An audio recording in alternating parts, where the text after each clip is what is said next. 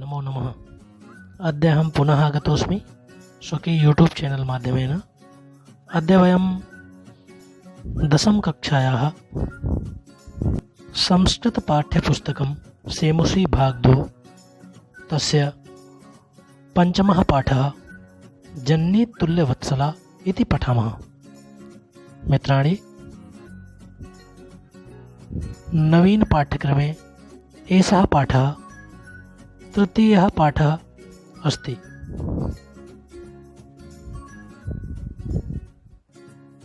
एषः पाठः महाभारतग्रन्थात् स्वीकृतः अस्ति।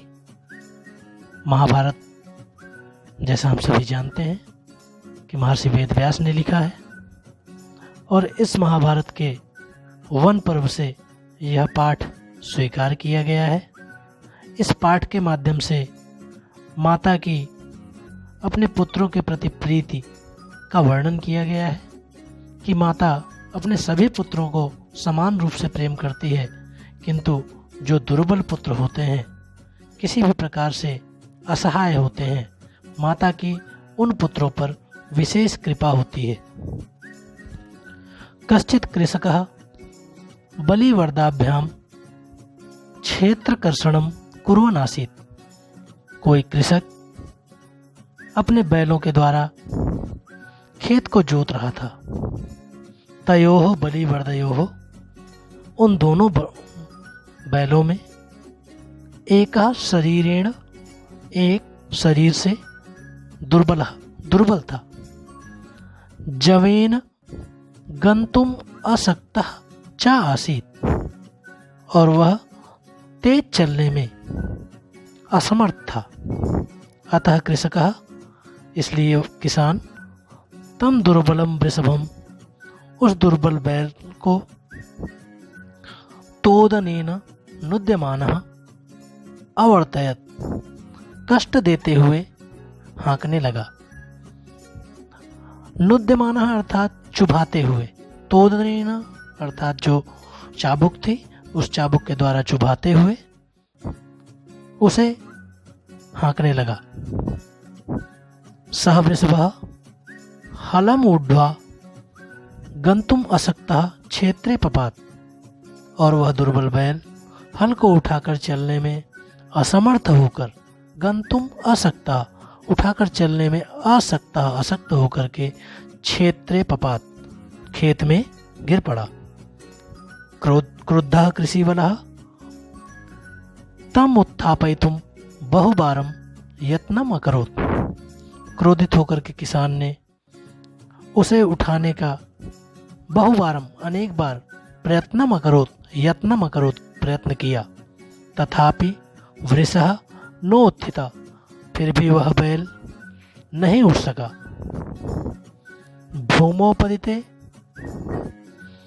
भूमोपतिते स्वपुत्रं दृष्ट्वा सर्वधेनूनां मातुः सुरभेः नेत्राभ्याम् अश्रूणि आविसरान्।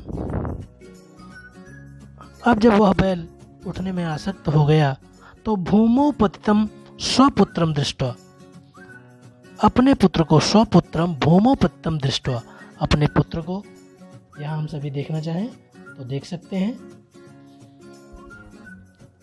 स्वपुत्रम, अपने पुत्र को, भूमोपतितं दृष्ट्वा, अपने पुत्र को भूमि पर गिरा हुआ देखकर, सर्वधेनूनां मातुः, सभी गायों की माता, नेत्राभ्याम अश्रूणि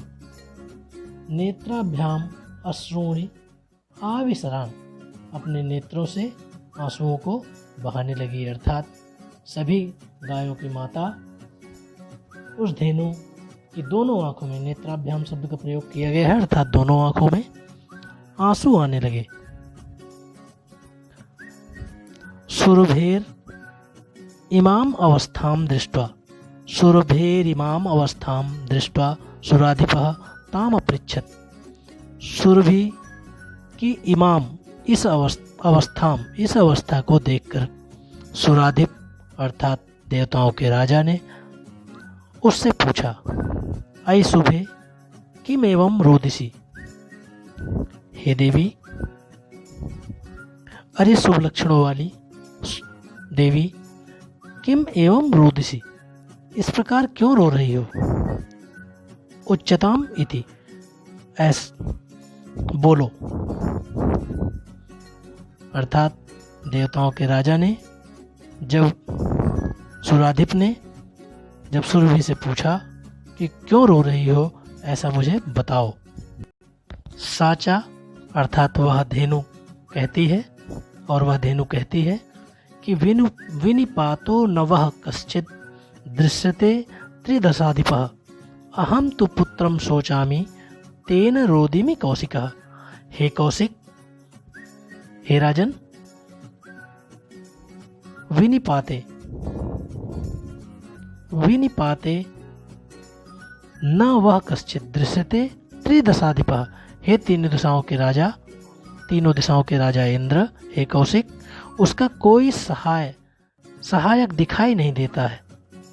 अर्थात जो मेरा पुत्र विनिपातो, जो मेरा पुत्र गिर चुका है, उसका कोई सहायक दिखाई नहीं पड़ रहा है। इस कारण मैं अहम तु पुत्रम शोचिमि तेन रोदिमि, मैं उस पुत्र के विषय में सोच रही हूँ और इसलिए रो रही हूँ। यहाँ पर उस गाय के द्वारा बताया गया कि मेरे पुत्र की दीन अवस्था को देख करके मैं रो रही हूँ। हे तीनों दिशाओं के राजा इंद्र, उसका कोई सहायक दिखाई नहीं देता है। मैं उस पुत्र की चिंता में हूँ, इसलिए मैं रो रही हूँ। भो वासो, हे वासो, पुत्रस्य दैन्यम दृष्ट्वा अहम रोदिमि, मैं अपने पुत्र की दशा को देख करके रो रही हूँ। सह दीनः इति जानान्नपि कृषकः तम बहुधा पीड़यति, वह दीन है अर्थात बलवान नहीं है, इति ऐसा जानते हुए भी कृषक उसे बहुत प्रकार से पीड़ा दे रहा है। सह कृच्छेण भारम उद्वहति, और वह कठिनाई से, कृच्छेण अर्थात कठिनाई से, भारम उद्वहति, वहति उद्वहति अर्थात ढोना, वह बड़ी कठिनाई से भार को ढोता है। इतरम एव धुरम वोढुम सह न शक्नोति, इतरम एव अर्थात दूसरे के समान, धुरम धुर को अर्थात उस जुए को, या अपने क्षेत्रीय भाषा में कहें तो पूर्व में जुआट शब्द का प्रयोग होता था, उस जुए को वह ढो नहीं सकता है।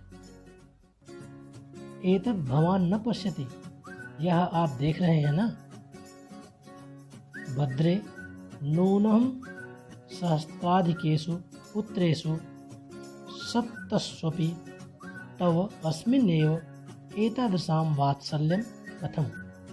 तब इंद्र के द्वारा कहा जाता है कि नूनम निश्चय ही, सहस्त्राधिकेषु हजारों से अधिक पुत्र होने पर भी, पुत्रेषु सत्वस्वपि अर्थात यह सत्य है कि तुम्हारे हजारों पुत्र हैं, तब पर भी तब तुम्हारा अस्मिन एव, इस पुत्र पर ही, अस्मिन एव इस पुत्र पर ही, एतादृशम इस प्रकार का वात्सल्य कथम ऐसा प्रेम क्यों। इति इंद्रेण पृष्ठा सुरभि प्रत्यवोचत, इंद्र के द्वारा इस प्रकार पूछे जाने पर सुरभि ने प्रत्युत्तर दिया कि हे राजन, जब इंद्र ने पूछा कि तुम्हारे हजारों पुत्र हैं फिर भी इस पुत्र के ऊपर ही विशेष वात्सल्य क्यों, तब सुरभि के द्वारा उत्तर दिया जाता है, यदि पुत्र सहस्त्रम में सर्वत्र सममेव में दीनस्य तु सतः शक्रः पुत्रस्याभ्यधिका कृपा। अर्थात यहाँ देखेंगे पुत्रस्य, अगर हम सभी ध्यान दें तो यहाँ पर आएगा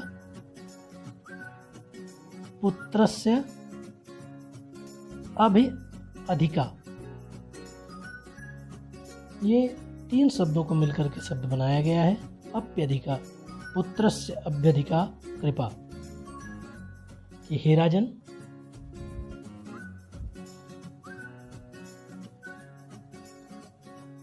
सुरभि के द्वारा बताया जाता है कि यदि पुत्र सहस्त्रम में सर्वत्र सममेव में हे राजन, यदि मेरे हजारों पुत्र हैं, फिर भी वे सभी मेरे लिए समान हैं, समान रूप से प्रेम करने योग्य हैं।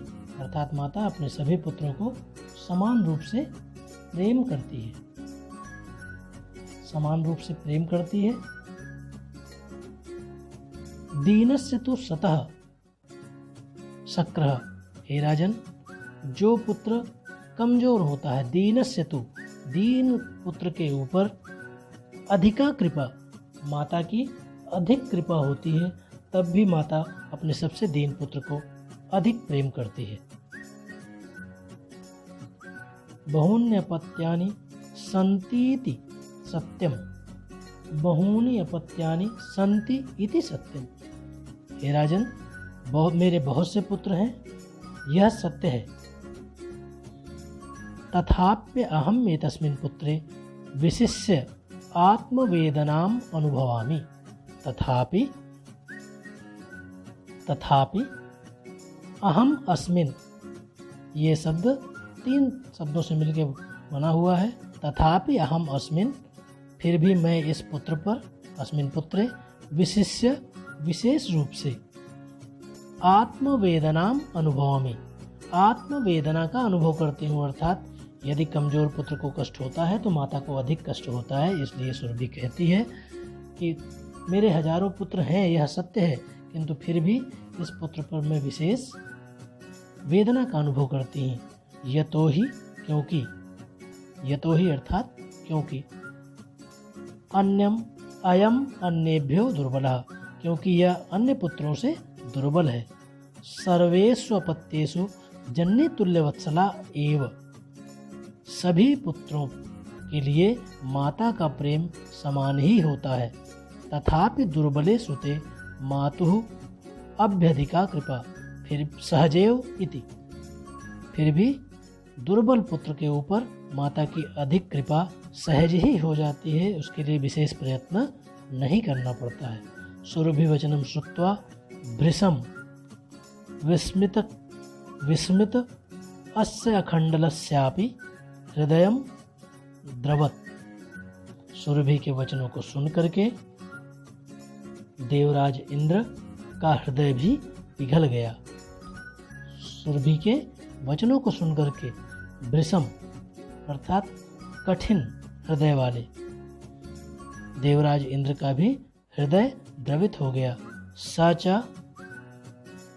तामेव अशांतयत, और वह भी सुरभि को सांत्वना देते हैं। गच्छवत् से सर्वम भद्रम जायेत, हे वत्स सुरभि जाओ, सब ठीक ही होगा।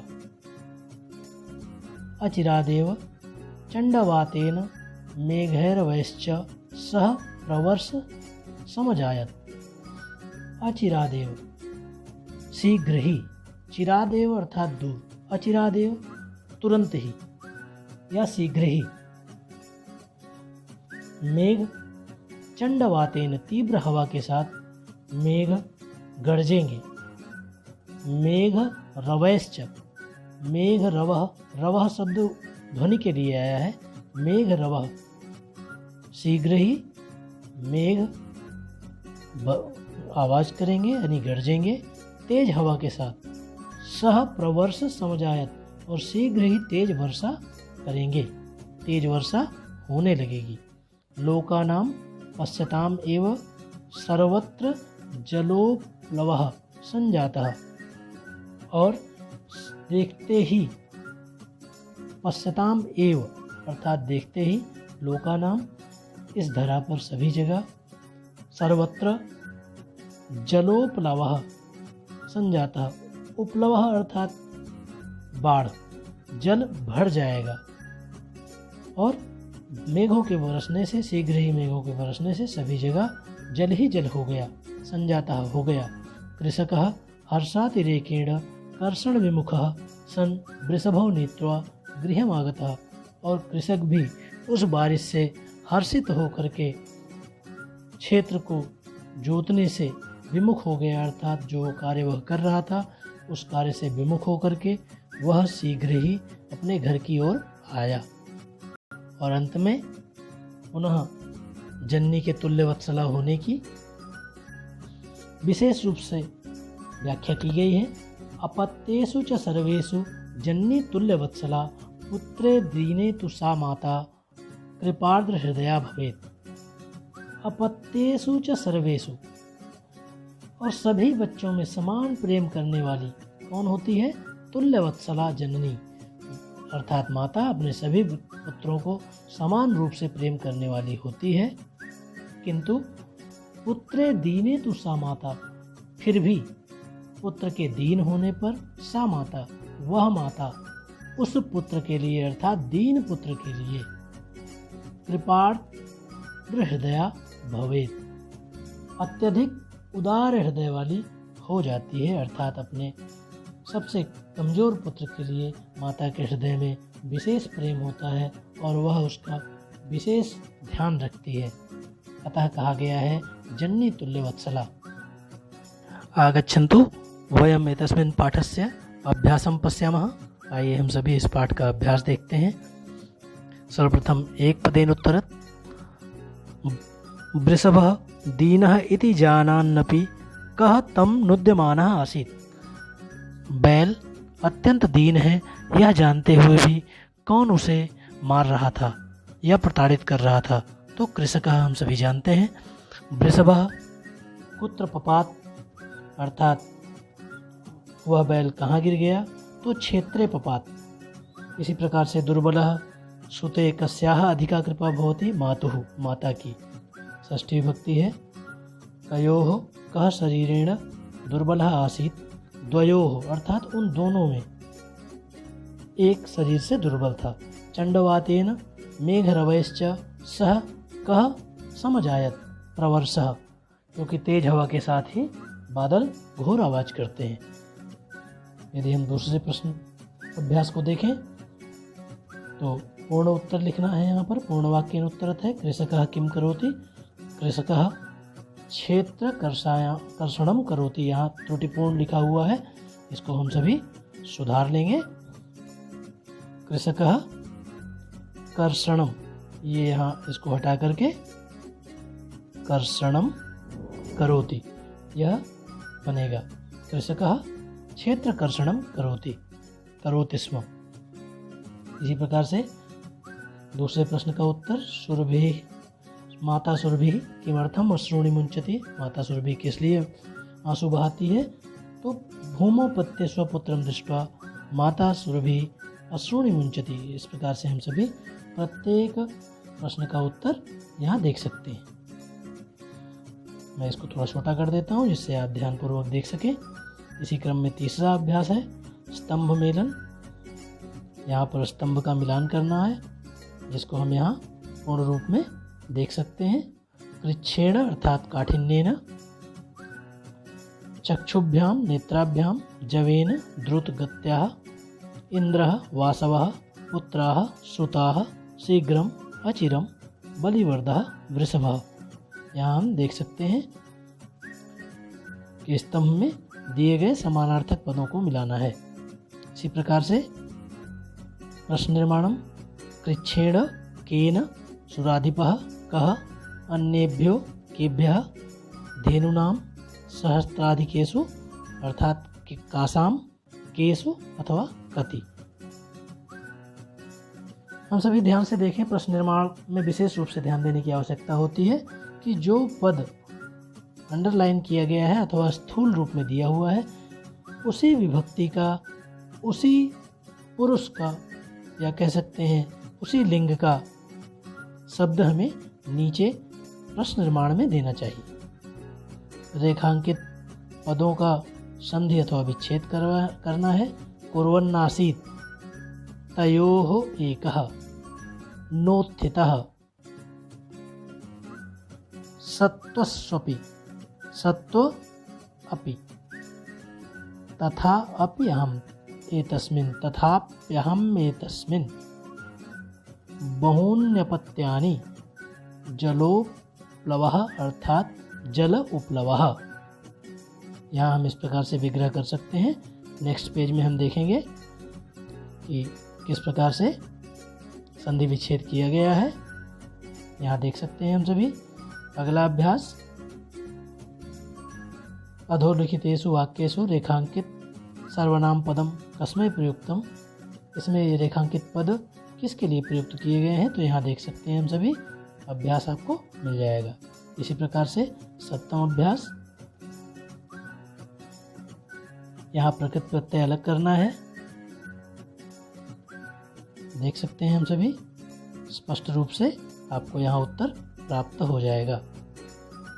8वें में आपको स्तंभ मिलाना है, समानार्थक पदों को आपस में मिलाना है। हम सभी यहाँ उत्तर भी देख सकते हैं। अस्तु मित्राणि, नमो नमः। देखते रहिए मेरा YouTube चैनल, सब्सक्राइब कीजिए अपने कक्षा के अन्य पाठों का अध्ययन करने के लिए एवं व्याकरण संबंधी ज्ञान प्राप्त करने के लिए। धन्यवादः। पुनर्मिलामः।